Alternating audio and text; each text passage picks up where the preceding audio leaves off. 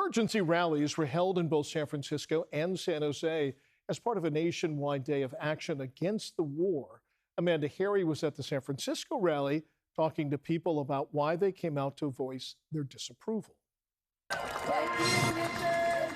Before we go to prayer, I'd like to introduce our next speaker.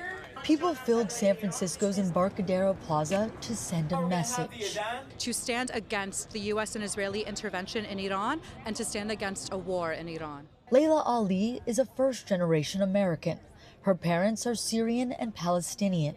The violence happening in the Middle East feels personal for her, but she's grateful people from all backgrounds were coming out to protest. I think this is something that, again, is all of our duties. We, in the United States, we see how our military is destabilizing people worldwide, and now people of conscience are waking up, and they know that they are sick and tired of seeing these alleged representatives of ours not representing our wants. She believes going to war with Iran could continue to exacerbate issues here in the United States.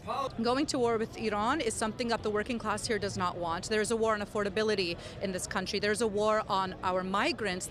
We have ICE agents in the streets killing people. And the last thing we need to do is to go and kill people in Iran. Lived in what was called Paper City. Richard Becker is one of the event organizers. The rally was put on by multiple Bay Area grassroots organizations.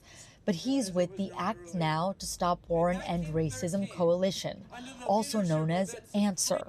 Despite having their protest on a Monday afternoon, he was confident people would show up. I think more and more people have woken up to the fact that this is the trajectory that we're on, the trajectory that the Trump administration, and unfortunately we have to say with the establishment Democrat leadership as well, is not taking us anywhere good. The people are going to have to change it. Becker admits he's disheartened by what happened in the last few months. Trump is on a rampage. In 2 months, he's kidnapped the leader of one country, a sovereign country, and now assassinated the leader of another country.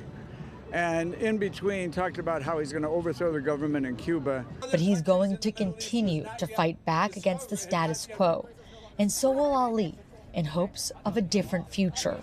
I hope to see a free and liberated Palestine. I hope to see sovereignty respected in all of our nations in the Middle East, and for liberation for everybody worldwide. There were dueling protests outside of San Jose City Hall tonight, with groups supporting and opposing the strikes against Iran. Supporters, many of whom fled the regime, held signs thanking the president.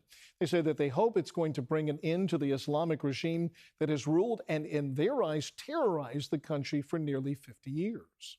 47 years of terror, 47 years of massacring people, 47 years of women being just tortured for being who they want to be. I was arrested in Iran when I was 14 because I showed a little bit of my hair. I was 14 years old. I didn't know why I was going to jail for my hair. Over there, those people, there is not a single Iranian standing there.